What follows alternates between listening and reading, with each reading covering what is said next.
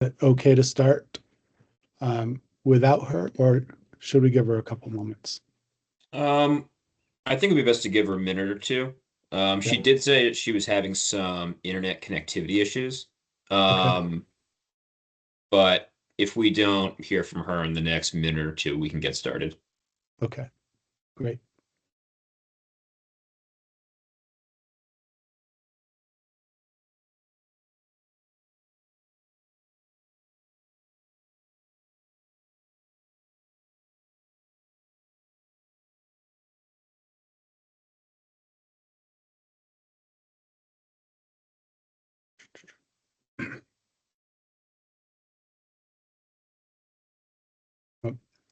I'll go ahead and call the meeting to order.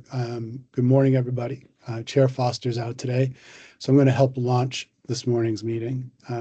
We're joined today, hopefully, by Addie Stromolo, the Deputy Commissioner of the Department of Vermont Health Access, Peter Burgos, the Plan Management Director at DVHA, and Darren Johnson, the DVHA Actuary. They're going to present their 2026 plan summary and the proposed plan for 2027 for our QHPs. Just a reminder, the GMCB will have a public comment period regarding the proposed plans open until March 17th, and the board is scheduled a vote on the changes to those plans for March 18. And before handing it over to the team from DVHA, we do have minutes from prior meetings, February 18, and March 4th. Could I get a motion to approve those minutes? So moved. And a second? Second. All right. All those in favor, please say aye. Aye. Aye. Aye. Aye, and the minutes are approved.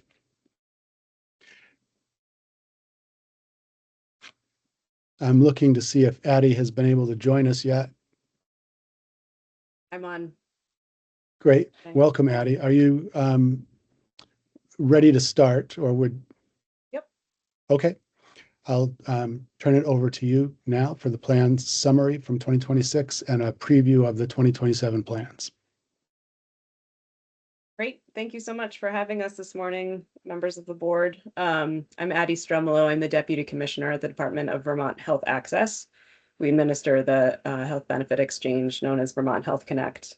I think this is the latest that we've ever kicked off this process with you all. We are kind of subject to federal policy around the actuarial value calculator, which came out really late this year. And the whole team and our actuarial partners were really great about working through the design process without it and then kind of adjusting when it arrived. We appreciate your patience, as well as our colleagues at DFR, who will have a more compressed next stage of this process of form review as a result of this delay.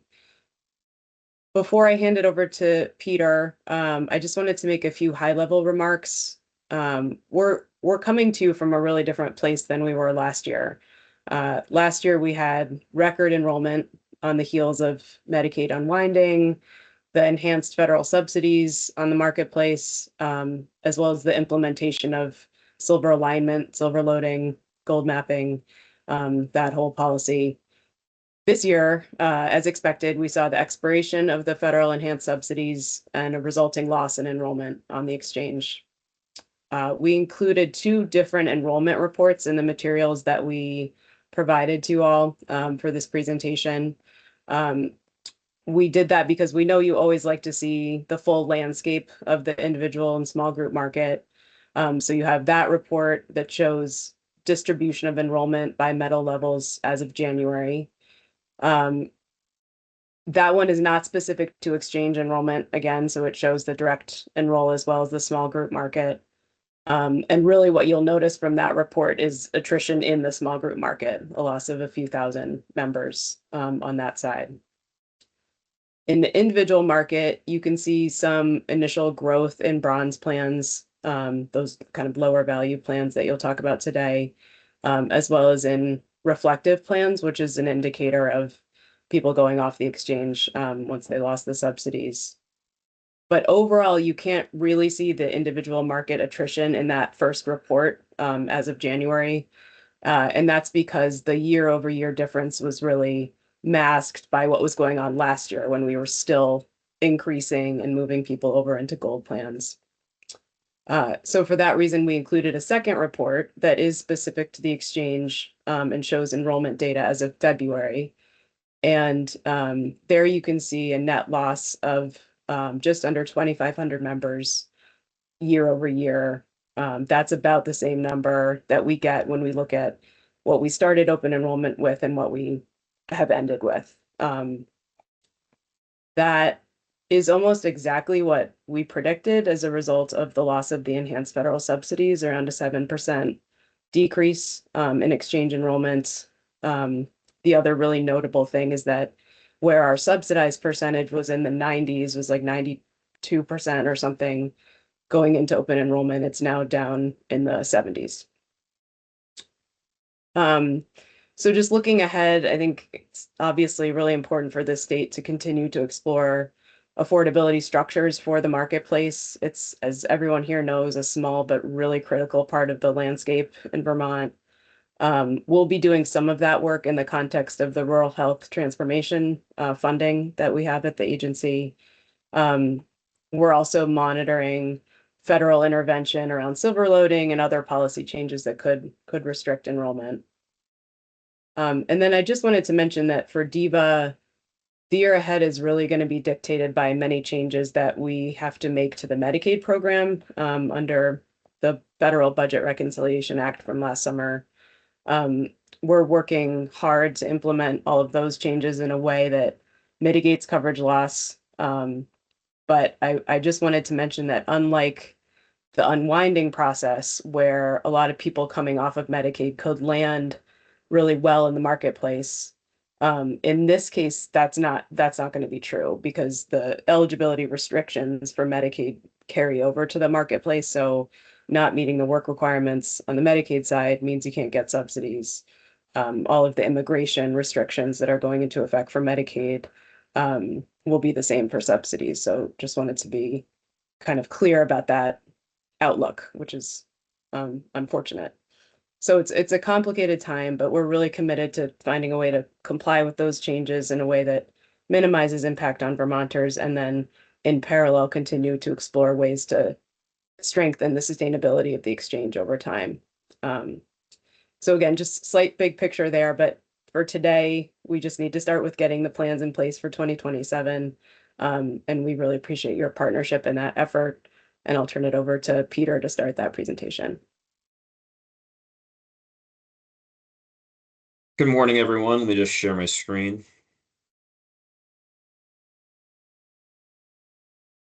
Alrighty. So thank you all for being here to consider our proposed 2027 standard plan designs. I'll be representing DVHA as Plan Management Director, and I'll be co-presenting with Darren Johnson of Wakely Consulting.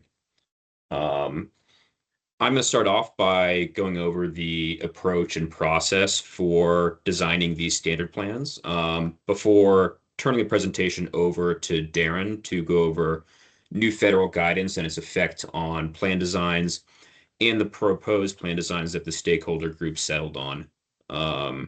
Following that, there will be comments and discussion, followed by the GMCB vote next week. Today, we are focusing on the standard plans, which are composed of 7 plan designs, which are offered by each of the exchange's 2 health insurance issuers for a total of 14 standard plans. There's 1 platinum, 1 gold, 2 silver, 1 of which is structured as a high deductible health plan, and 3 bronze, 1 of which is also structured as a high deductible health plan. Also offered on the exchange are 14 non-standard plans. These are not subject to the stakeholder design process, but just wanted to mention that they are also offered on the exchange. This is a handout that was included in the materials for today's presentation. So The plans that we're going to be looking at today are these ones. These are the 2026 plan designs and premiums. So these are the standard deductible design plans, and then these are the standard high deductible plans. So these ones right here. And we also want to note that although there is now flexibility to vary plan designs by market, the stakeholders agreed to maintain the same inventory of standard plans for 2027 in both the individual and small group markets.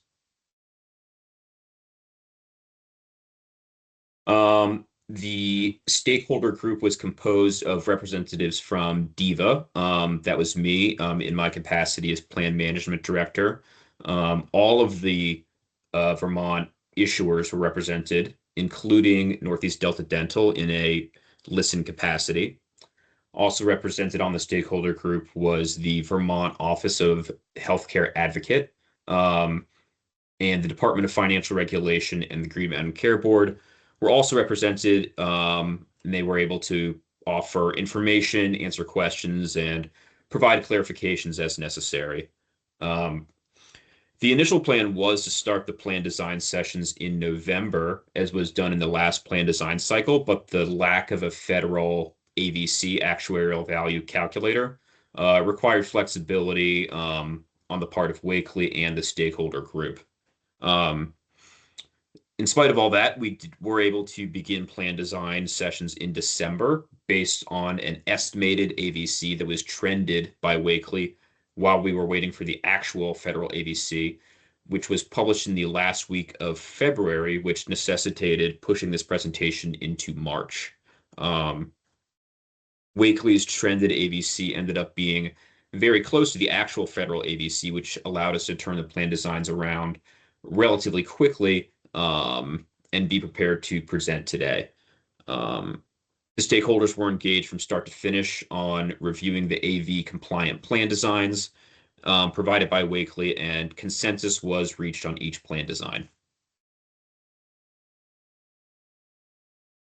I won't go through all of these plan design principles one by one, except to say that these are kept in mind while designing AV compliant plans, and also that the principle of affordability is also served by the state's policy of maximizing AV on silver plans and silver loading, both of which increase the amount of APTC for which consumers are eligible.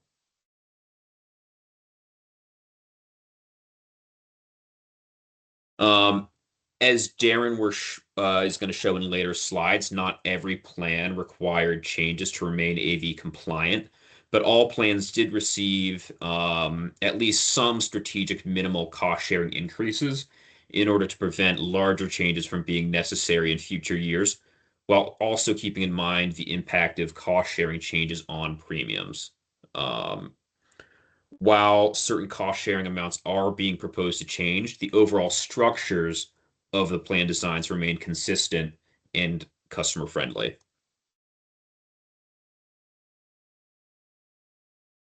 For context on where we are in the 2027 QHP certification timeline, we are currently in this first step of seeking Green Mountain Care Board approval of 2027 standard plan designs. The next step is for issuers to file forms on the QHPs that they plan to offer in 2027 to DFR, a deadline which had to be pushed from mid-March to late March due to the delayed federal AVC. In the spring, we expect to receive the final IRS limits on high deductible health plans, a regulation which Darren will go over, which may require some tweaks to plan designs. Issuers will submit rate proposals to the Green Mountain Care Board in May, with rate decisions scheduled for August. Finally, the DIVA Commissioner will certify the 2027 QHPs before 2027 open enrollment begins in November of 2026. And with that, I'll turn it over to Darren to go over regulation changes and plan designs. Perfect. Thanks, Peter. Yeah, so similar to previous years, we'll start by covering kind of what's changed in the regulatory environment, and specifically with the updated federal AV calculator, which is always the biggest factor in the changes we need to make year over year, and then go through kind of our recommended changes by metal level. So as far as the regulatory side of things, the first piece we got even in advance of the AV calculator was the updated annual limitation on cost sharing. That was released and has been finalized for 2027. So the new individual out-of-pocket max is set at $12,000 for 2026. That's an increase of $1,400 from the $10,600 limit in 12,000 for 2027, an increase of 1,400 from the 10,600 limit in 2026, and that 10,600 was an increase from the preliminary 10,150 that was released initially last year before there was a methodology update. So very large, year over year increase even without the prelim to final last year, and we go from a prelim of 10,150 to 12,000 in a year. We have not received the federal HDHP minimum deductible and out-of-pocket maximum limits, as Peter mentioned. Those are not yet released for 2027. We have the 2026 amounts, which were 1,700 and 8,500 respectively. We did just get late last week the Mercer projections for the 2027 amounts, which are highly accurate. They have always been accurate since I've been working on this. So we use those in the plan designs moving forward. And those were 1,750 and 8,700 for the minimum single deductible and out-of-pocket max. Those amounts are especially critical due to the Vermont specific regulation around kind of pharmacy deductibles and out-of-pocket maxes. That 1,750 is very important for those, as we'll see kind of later on as we're going through the plan designs. In addition to the annual limitation on cost sharing, we also have the draft 2027 notice of benefit and payment parameters that has been released. Probably the biggest thing that came out of this was some new kind of proposals around bronze plans. So the NBPP proposed that issuers could offer a bronze plan with cost sharing beyond the maximum annual limitations amounts. So that would include both deductible and out-of-pocket maximum, as long as they remained within the bronze de minimis range in the AV calculator. Which currently is 58% to 65%. Usually, as you'll see, most bronze plans are in the 63 to 65% range. The NBPP talked about trying to get plans on the lower end of that range and letting a issuer offer a plan beyond the maximums to do that. And then the other main piece from that was they are eliminating standard plans in 2027. That's something we've generally included in the appendix just to show kind of how standard plans are changing year over year, because they're eliminating those. If you look at the appendix for that, you won't find the 2027 standard plan. So I wanted to mention that. On the actual value calculator side, this is just kind of an overview of how the calculator works. They're collecting ACA data. They switched to ACA data a couple of years ago. So use ACA data to fill out continuance tables to value various different plan design features, including deductibles, out-of-pocket maximums, and cost sharing around 20 different categories. There are a number of plan design features that are not supported by the AV calculator. So we take the AV calculator that's released and make a number of kind of side calculation modifications to have the calculator more closely resemble the kind of Vermont plan specific features. Due to the modifications required, we always release an actuarial certification every year once plan designs are finalized that go through all those adjustments and document the full development of the modification. So you're ever looking for some really riveting actuarial talk, happy to hop on the call and walk through that certification with you.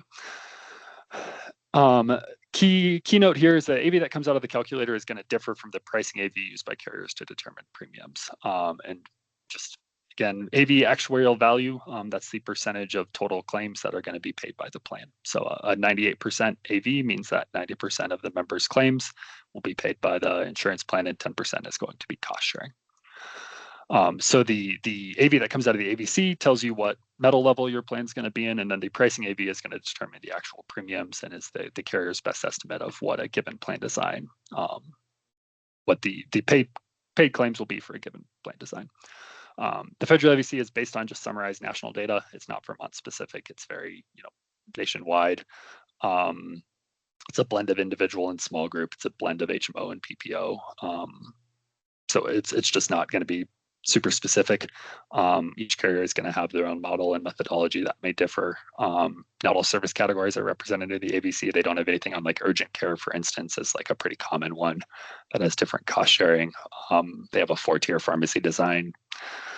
Carriers might have different ones on their own plans. So it's not an apples to apples comparison. So the 2027 federal actuarial value calculator is final.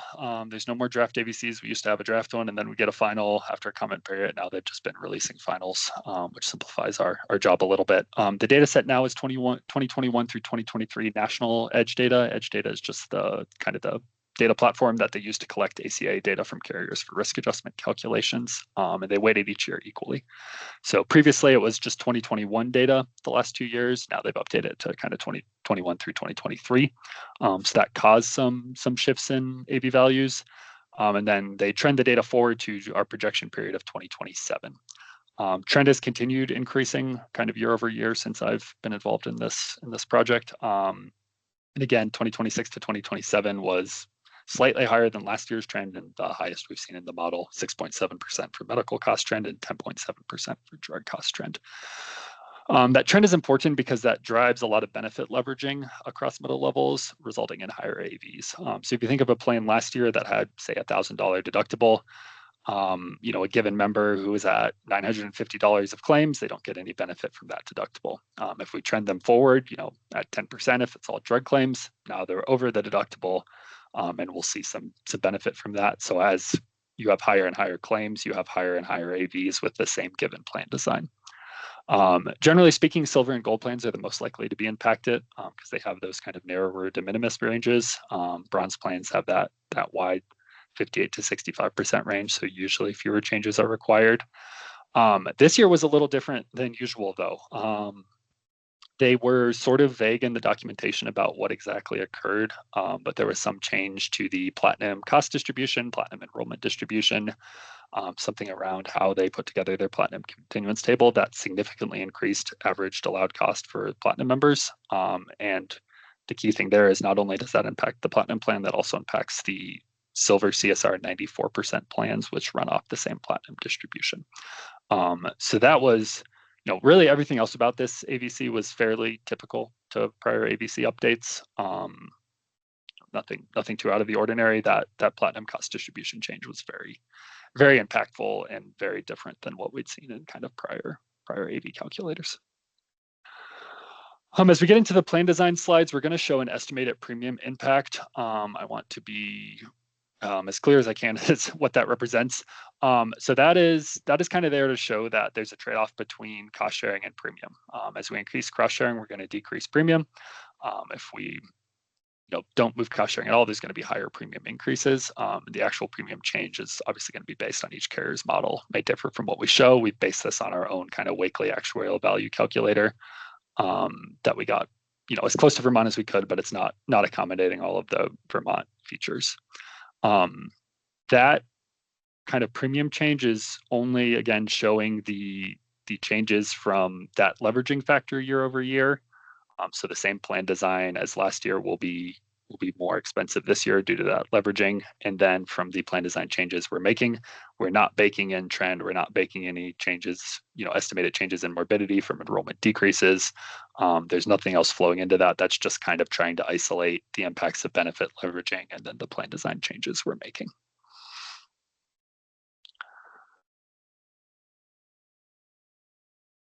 So then overall, the summary, once we rolled the 2027, kind of got the final one, was able to run everything through. We need changes for pretty much all plans except for a couple of the bronze plans. That's, again, more than usual. Usually we don't really have to change the platinum plan. This year we do. And then we also made changes to all of the silver deductible and silver HDHP CSR plan designs. Those have a much narrower de minimis range. You only have a 1% kind of range to get those to fit in. So that's pretty typical that every year you end up having to kind of tweak those plans.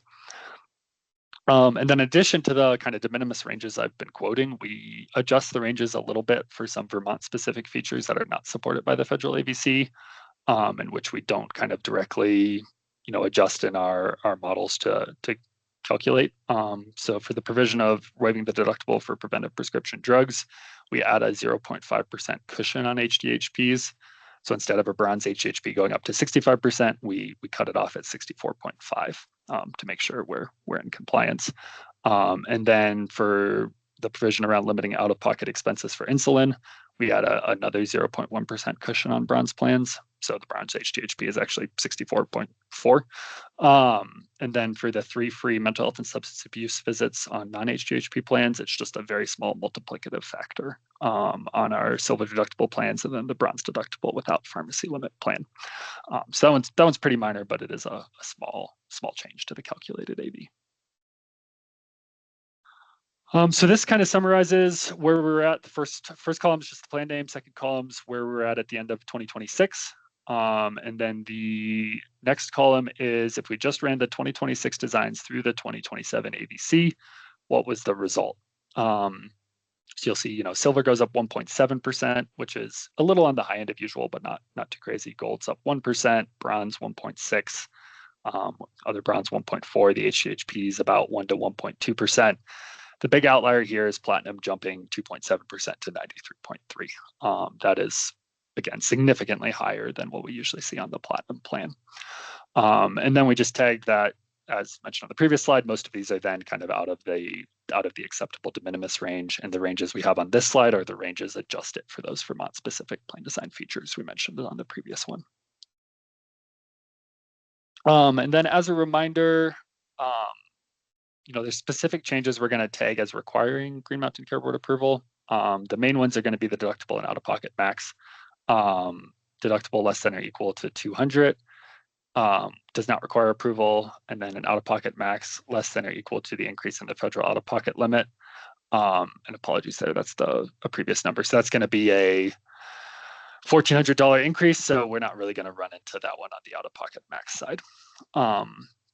This slide just summarizes all the changes. I'm not going to spend a lot of time on it. We'll get into these in more detail as we're moving forward. But we have a couple of the slides tagged with where specific approval is required. So hopping into the details on the platinum deductible plan, we always kind of will have 2 slides. We'll show kind of here's how it's been updated year over year, and then we'll kind of show the 2027 changes. So as you'll see, in general, this has had pretty incremental changes year over year, just to kind of keep the ABC value roughly at the same level, mostly changing deductible and MOOP, occasionally tweaking some of the other cost sharing. And then actually last year, we gave a little back on the specialist, and I think that's urgent care copays, decrease those a little bit while increasing the deductible. So as I mentioned, this year is not a typical year, so we had a very, very large increase to this plan. So had to bring, make much more substantial changes than we typically have had to. So kind of across the board, you're going to see these pharmacy out-of-pocket max updates to that HDHP limit I mentioned earlier. That's sort of that Vermont specific requirement. So you'll see $1,750 there pretty much on all the plans we're looking at. We had our preferred option here was a $200 increase to the medical deductible, and then a $1,050 increase to the medical out-of-pocket max. We had a backup option where it was, do we leave the deductible alone and increase the out-of-pocket max more? Kind of what's the balance there was a discussion we had with the stakeholder group. And the stakeholder group ended up deciding that they thought it made more sense to kind of limit the total liability of members in these plans by increasing the deductible a bit more and cutting the out-of-pocket max. Our kind of internal model thinks this is a pretty big, moderately sized premium impact, that these changes will, again, ignoring impact of trend and morbidity and everything else, that just the plan design changes will be a bit of would result in slightly lower premiums because the ABC is driving such significant changes to the platinum plan. Yeah, so as mentioned, I would not expect this to happen again in future years. You never know, but it seems like this is some sort of methodological change they pushed that may have been due also to the updated data that is driving, why we need such significantly large changes this year. Next up, the gold deductible plan. So this one is one that is much more common to need kind of larger changes to stay within compliance. You'll see on a lot of these kind of smaller changes in some of the years, 2024, 2025, we did not have to change as much due to kind of ABC methodological changes those years that kind of depressed ABC's values. But kind of looking before that, and 2026 and on in general, we've needed to change kind of both deductible and MOOP year over year, and sometimes had other cost sharing changes. So on the gold deductible plan, again, our starting point was an 82.6. We need to get under 82.0. So we had a decent amount we had to move to kind of get under there. And the preferred option was a increase to both medical and pharmacy deductibles and out-of-pocket maxes. The backup option that was considered was, really increasing the medical deductible more to kind of bring that ABC value down even more, a little below where it was last year. But in general, the smaller increase option with the co-insurance increases on kind of facility claims was where the stakeholder group landed. And that gets us to a slightly higher value than where it was last year with the 2026 ABC. And then our modeling again thinks this is a slight decrease to premiums based on plan design and leveraging.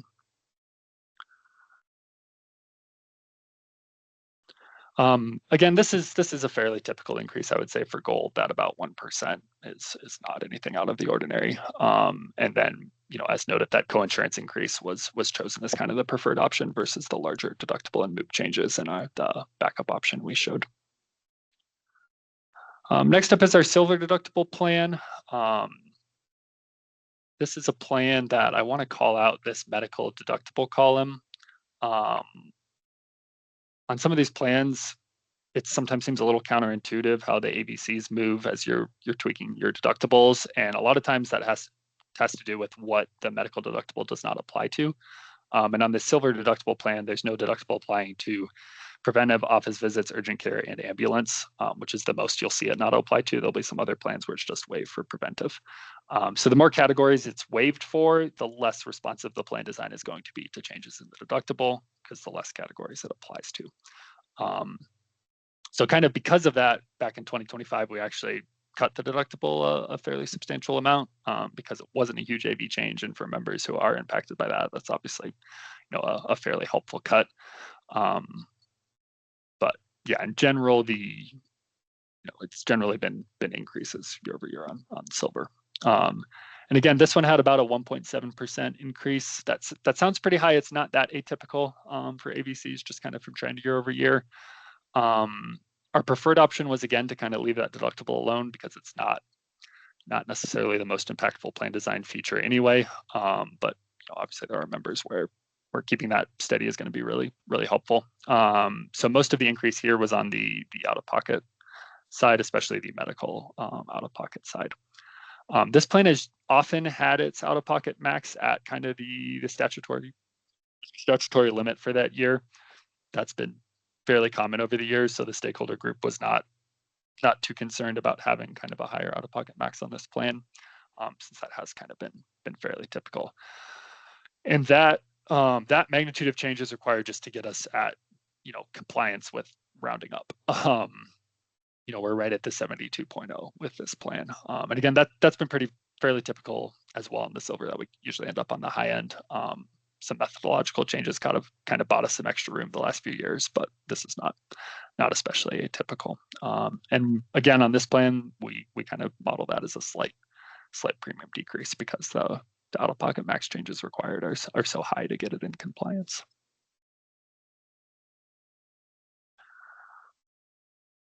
Yeah, and kind of talked through all that already. I will note one thing that I think we'll be keeping an eye on in future years is that it seems as the required out-of-pocket maxes and required deductibles to remain within de minimis compliance keep rising, the kind of percentage of membership that are impacted at any level is decreasing over time, which sort of made this year's model feel a little sluggish to me, for lack of a better word, where I'd see the 73.1, I'd make my changes to get it to 72.0, kind of based on, years of experience with this model. And I'd do all that and it'd be like a 72.4. Like, well, I thought that was going to be enough. And then I make another change and it'd be a 72.1.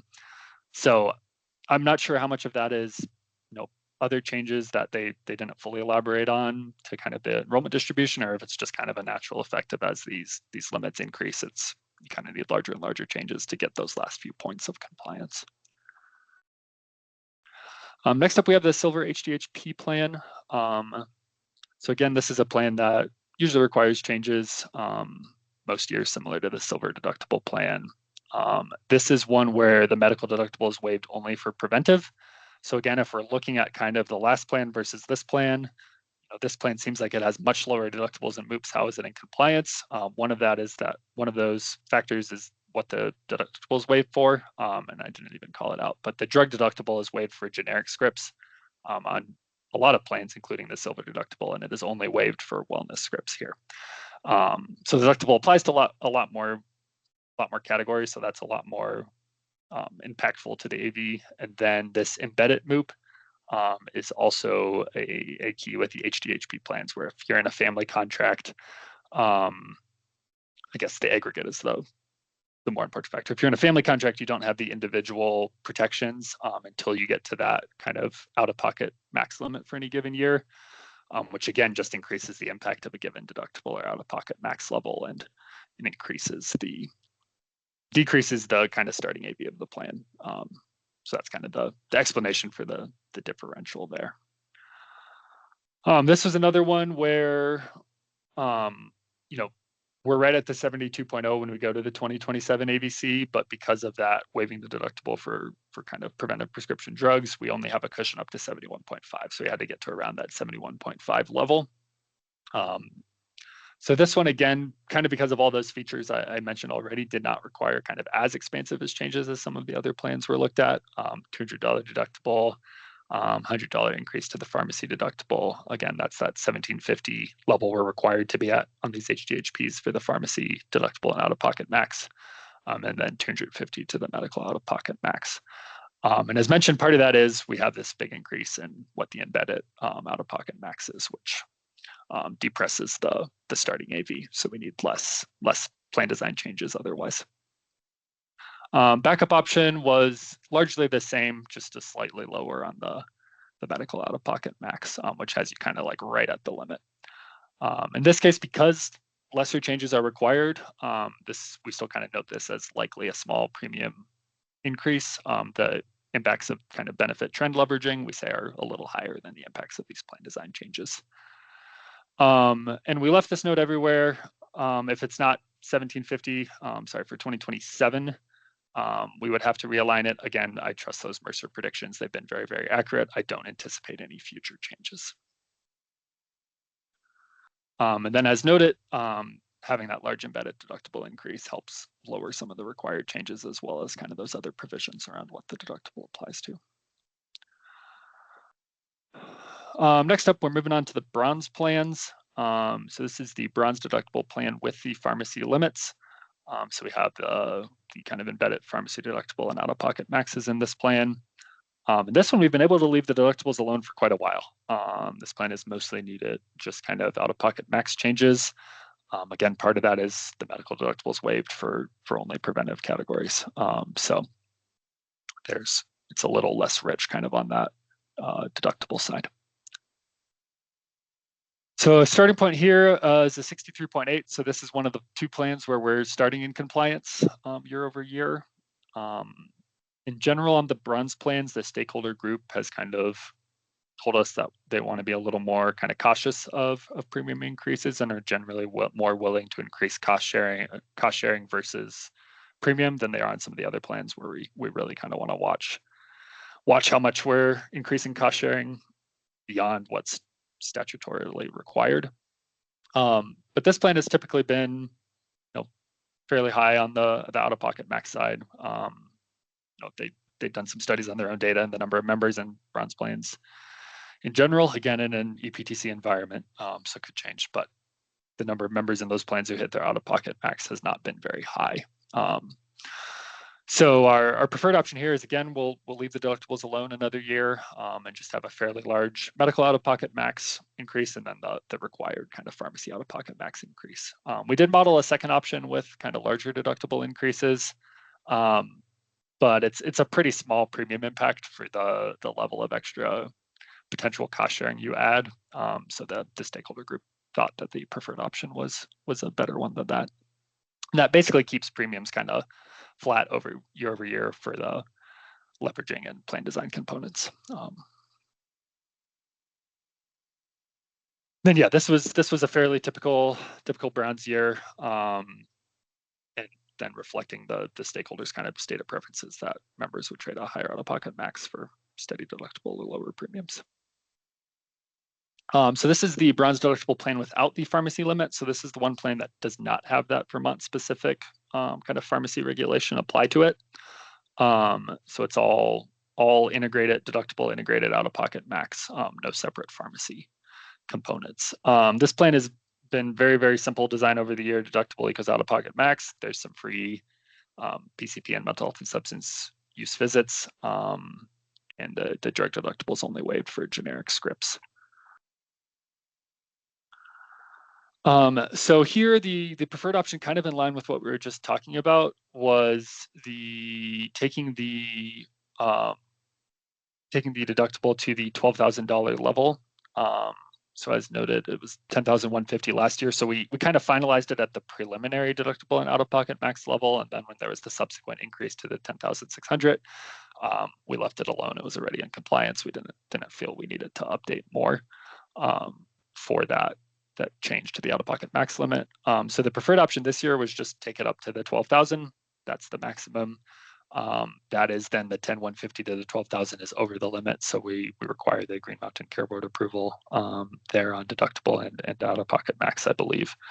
And then that results in a small premium decrease again, kind of year over year because of the magnitude of that change. And then the backup option would be kind of a much less significant increase, only going to the 11,100.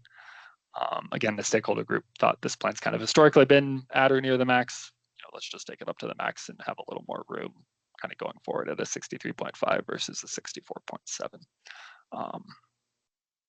And again, very, very simple plan design here, and the members tend to be quite premium conscious. And then I think this is lastly, we have the bronze HDHP. So again, similar to the silver HDHP, the deductible and MOOP are going to look a lot lower on this because you have the deductible applies to a lot more categories, and you have that aggregate structure with an embedded MOOP. Yeah, this one is, again, generally needed changes year over year, mostly on the deductible side, and also as those pharmacy provisions apply. So our starting point here was kind of similar to the other bronze plan. This is the second one where we start in compliance. We started at 63.3%. And it's really just kind of managing the level of premium increase. So I think this might be the plan where we show the largest kind of premium increase from leveraging and plan design at around a 1% premium impact, even with some cost sharing increases. But kind of determined that was a reasonable enough level to kind of limit things out, and that's even with a somewhat large deductible increase and slightly smaller MOOP increase of $200, and then again reflecting the embedded amount helps cut the required cost sharing otherwise because there was such a huge jump year over year. And then as mentioned, members tend to be very premium conscious, and we're just kind of trying to maintain the same AV level on the HDHP plan. So once again, we kind of have the summary of plan design changes. I'll go back to that sheet in a second, and I'll go back to the question sheet in a second and just kind of tag that we also have Appendix A and B attached. As I mentioned, we used to have an Appendix C that had the federal standard plan designs just for reference. There's no 2027 federal plan design, so that is going away. But we just kind of have the quick summaries of the deductible plans, the CSR variants, HDHP plans, and their CSR variants if you're interested in looking at any of those, and some actuarial disclosures and limitations, everybody's favorite part of presentations. Okay, I know that was a lot. Any questions, any plan designs you want to go back to? Any questions on regulatory changes? Happy to discuss. Thank you, Darren. Let's open things for board member questions, after which we'll do public questions and we'll end with the HCA. So board members.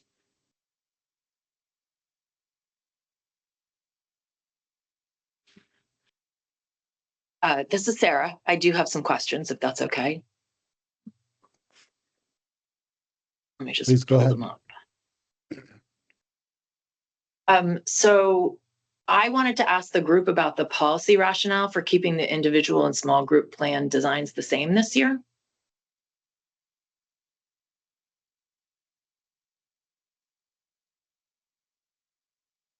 Do you want me to jump in, team? I think it's not policy, Sarah. It was more practicality. So I think by the time we had, achieved the separation of the markets officially last legislative session, we consulted with the issuers to figure out what was feasible for this plan design cycle, and it didn't seem feasible to kind of divert and have two different sets of standard plans this year. Oh, okay, that's helpful. So do you think that there will be some diversion in future years, or that hasn't been discussed yet? I think we're totally open to that, and nothing's, preventing the issuers from diverging in the non-standard space, even now. So I think that will be an active conversation for the standard plans for 2028, but could happen sooner for the non-standard plans. Okay, then to follow that up, and maybe I'm just behind, but the elimination of, I think it's the federal standard plans in 2027. So does that mean that Vermont's are specific to our state? Can you explain that a little bit more? Yeah, our standard plans are totally specific to the state of Vermont and are in no way tied to standard plan design policy for the federal marketplace. There is, the proposal that's, live right now is that the FFM discontinue its standard plan designs, but that, again, it's a totally separate, there's no direct connection to Vermont. And we have no intention of discontinuing standard plan practice. Standard plans. Okay. So then another question I had was about major benefit changes. I believe last year GLP-1s coverage was discontinued. Are there any other significant benefit changes that were made in this year's plans, either legislatively or by the carriers?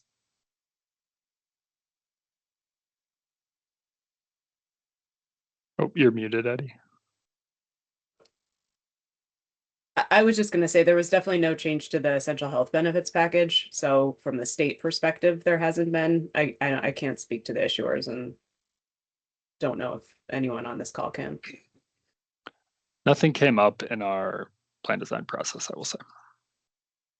I know there was some discussion around regulation changing the requirement to have those kind of lower pharmacy deductibles and MOOPs that came up in kind of the later meetings, but that was the only thing around benefits that I heard. Okay. Sorry, I have a few more questions. Another is about the pharmacy limit, the specific Vermont pharmacy limit, and I know we have the exception for the bronze. What's the growth rate for that limit tied to? Yeah, so that's tied to the, I'm not going to try to scroll all the way up. That's tied to that federal HDHP limit that I mentioned right up the front, where I said we're using the Mercer projections for 2027 so that we could kind of finalize plan designs. And that's just kind of statutorily what it's set at. I'm not sure exactly how they derive that amount, which is why we wait for the Mercer projections. I assume it's similar to kind of how they do the out-of-pocket max increase year over year and such, where it's tied to NHEA kind of health expenditures data, but that's conjecture on my part. I need to look more into that. So would you say overall that it grows at a slower rate than drug prices grow? Yeah, I think right. That's so in 2015 it was 1,300, and in 2020. That's the preliminary 2026. So 2027, I think it'll be 1750. So it's gone up, 450 and 12 years. It's about what, 30% over 12 years. I think pharmacy trend over the last 12 years probably is around 8%. So it's almost doubled, I would guess, from 2015 to 2027. The issuers would have a better idea of Vermont specific pharmacy trend, but yeah. Right. So the value of that cap has almost doubled for patients who reach it. It's Because certainly increased dramatically. Okay. Increased a lot. Right. I guess that's a policy area we can talk more later, but I know that it creates some limits for what you can do with plan design. And then I had another question, an AV question, and maybe this is incorrect or maybe it's different for the different metal levels, but is there overarching state policy to have higher AV values within the range that's required to be at the top end of the range, or do we have different policies for the different metal levels? Yeah, so I can try to talk to this first and then I'll let Peter and Addie chime in as well.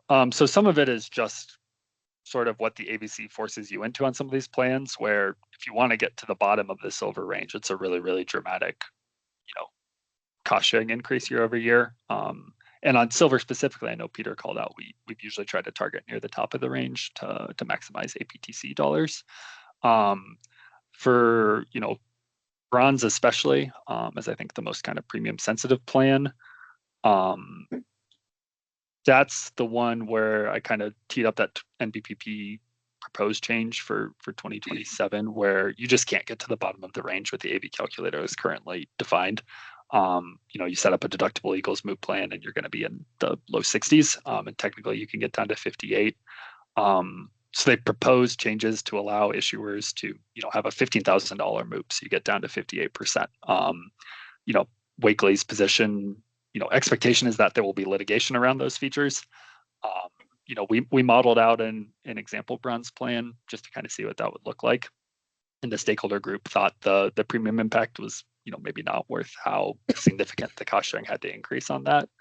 But yeah, so it's mostly just been kind of watching not for super large cost sharing changes year over year and then the silver specific. I don't know, Addie or Peter, if you want to add any more to that. No, Darren, you took the words out of my mouth, so I don't have anything else to add. And then my last question on AVs was the AV calculator and the platinum impacts on page 11 that you talked a little bit about. Can you talk a little bit more about what's happening on the platinum with the AV, the pricing versus the federal AVC? Yeah, so I wish I knew exactly what they had done. They gave us like 2 sentences in the documentation. Probably the quickest way to explain it is if I look at last year's AV calculator, the average platinum member in the continuance table they used to calculate the AV had about $10,000 of annual spend. This year, the average platinum member that they used to calculate had, I think it was $14,500 of annual spend.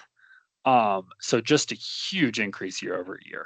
And I don't know if some of that's just in 2022 and 2023, platinum members were more expensive maybe. As I said, they did say they changed something about how they were constructing the platinum continuance table, but they just didn't give many details. Maybe something will come out in some sort of public comment period. I kind of doubt it. But because that AVC increase was so large, we needed to make really dramatic changes just to get back to AVC compliance. But presumably, when we model the premium impacts, we use kind of a Vermont projected trend from URRT. So we go look at what the issuers have filed the last few years. We take an average. We use that to take it to 2027, and that's kind of the amount we use to calculate our AVs. And we didn't increase the platinum amount by 45% year over year. I don't think that's necessarily what we would expect to see in the Vermont market. Again, the issuers could comment on that more. But the AVC increased so much because of that 45% increase, whereas on our premium calculation, it's a 9% or 8% increase, something like that year over year. So you're just going to get a disconnect when you have that large of a difference in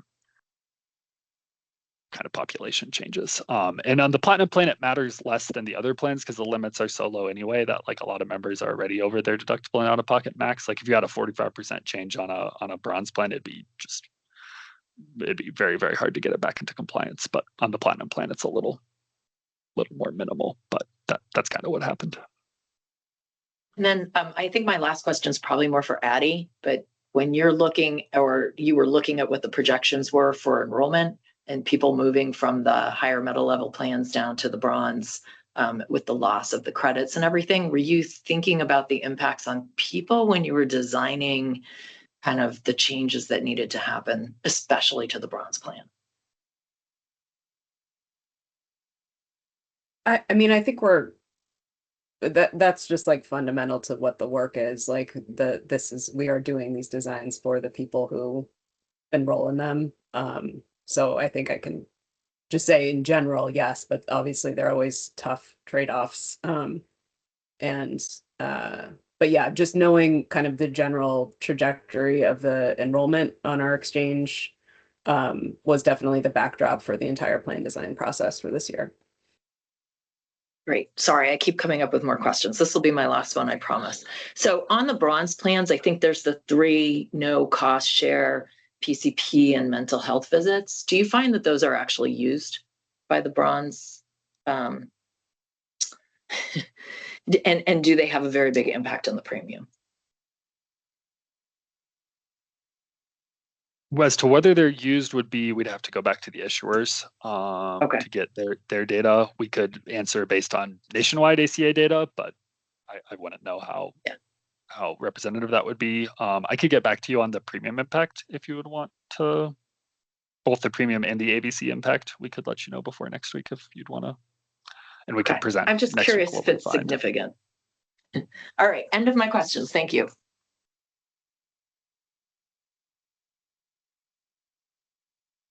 Thank you, Sarah. Any other board member questions?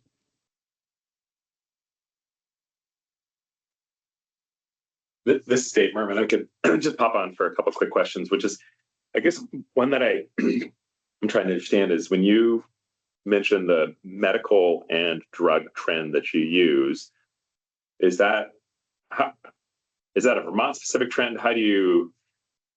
That's national trend. So there's 2 different trends, and for some reason I can't. There we go. So this slide 11, when I'm talking about the final actuarial value calculator, these are the amounts the feds used when trending the data from 2026 to 2027. So they're starting from 2021 to 2023 data is what's backing it. So they have to take 21 to 27, 22 to 27, 23 to 27. And they just have a different trend rate kind of for each year that they use. And they look at, all sorts of data, and they came up with these are the trend rates we're going to use for the ABC. And that's what's like most impactful for what we're doing. Really more than anything else is just what trend they use kind of year over year. Unless they throw crazy platinum changes at us. And that's just what they use. That's just what's in the ABC. There's not really anything we can do about it. The trend we use for the premium impacts, which again are just illustrative, nothing's decided based on those.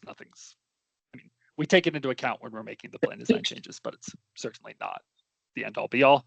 For that, we use just kind of an estimated like Vermont specific trend. I'd have to, again, I can bring this up next week. We say exactly what we do, but I think we look at like the last 2 or 3 years of URRT submissions for the issuers and just average the trend rates they report it, and then just bring it forward 1 more year from 26, because we have their projected 2026 allowed costs from the URRTs, and then we just take average trends and bring it forward to 2027. And then that's kind of the amount we use when comparing year over year plan designs. The submitted trend. Is what's behind kind of the premium impacts. And I wish I had, usually we have some plan where our preferred option is keeping it the same. And then I can kind of show how it's like, even if you have the same plan design, like it drives this much premium just with the leveraging, but we don't have that this year because the ABC changes were larger than usual. Great, thank you for that, thanks.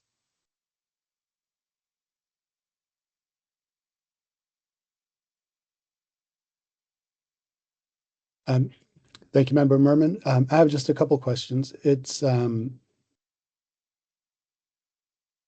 We see that the number of Vermonters enrolling in QHP plans has been declining.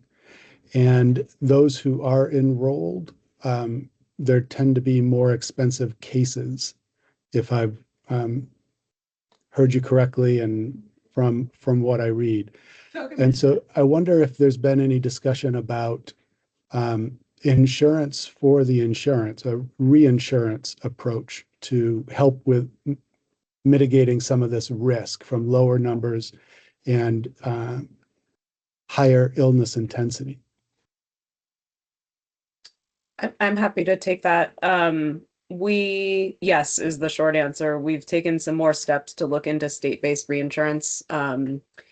As I think you may know from previous presentations, there is a way to implement a reinsurance program where you can leverage federal funding. It's called pass-through funding, basically leveraging the savings that the federal government would get in subsidy payments by having lowered premiums through reinsurance in the state.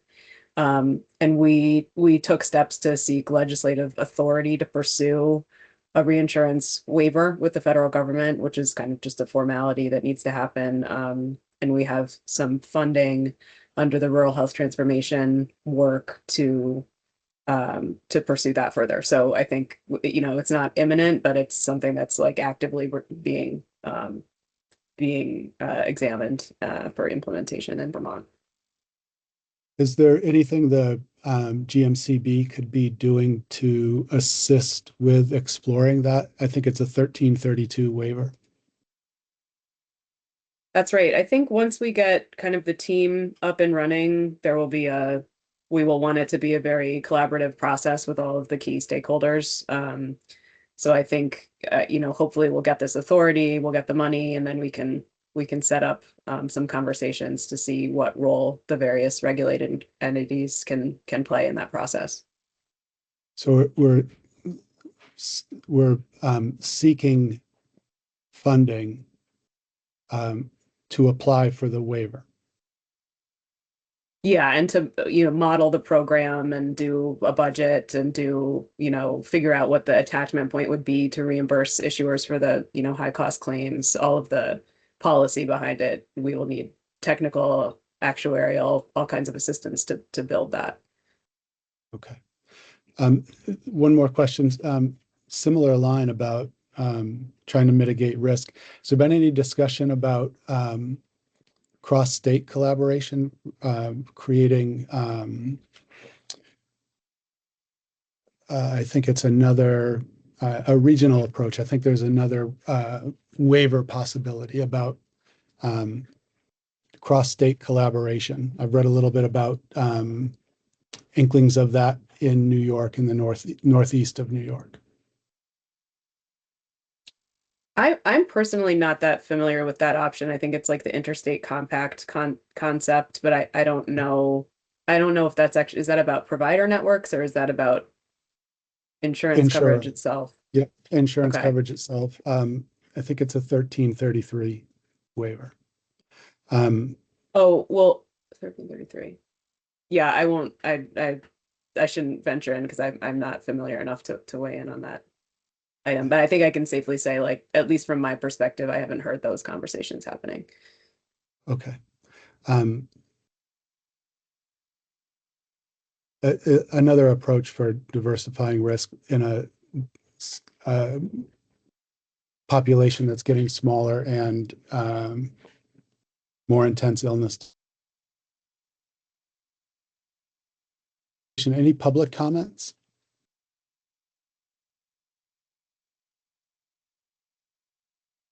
If we could take down the slides, it makes it a little bit easier for me to see who might have their hand raised. Walter, your hand's up. Good morning, Walter. Thanks for being here. Hi, Tom. Thanks. I just wanted to ask the presenters something. Are they on the state-based insurance program or are they on these plans themselves? The disconnect between the people who have to look at these plans and what I saw today is phenomenal. There's like almost no, I hear it every day, you know. What the hell are we doing? So if the people who design these plans are on these plans, they might be designed differently.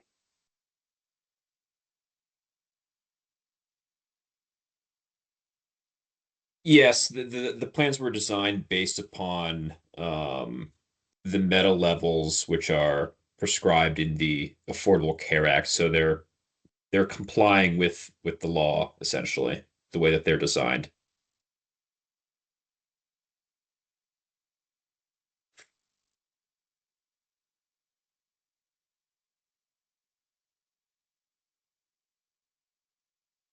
You're going to get fewer on them.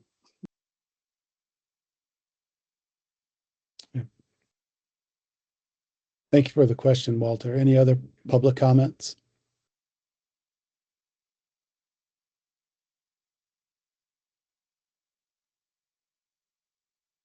And the HCA.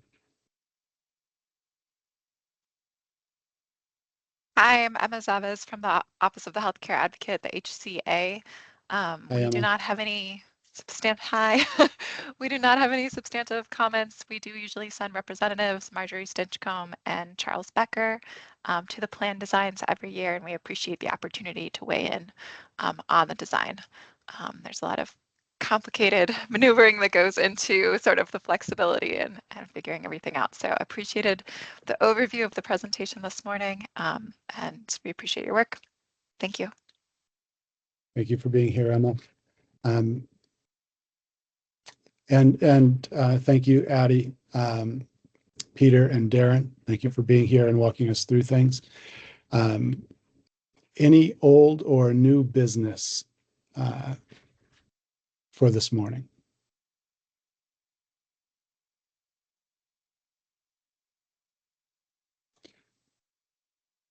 I'll pause a little bit extra to make sure that I haven't missed anything. If any staff members wanted to alert me to anything that I've missed. I'm not seeing anything. So to entertain a motion to adjourn.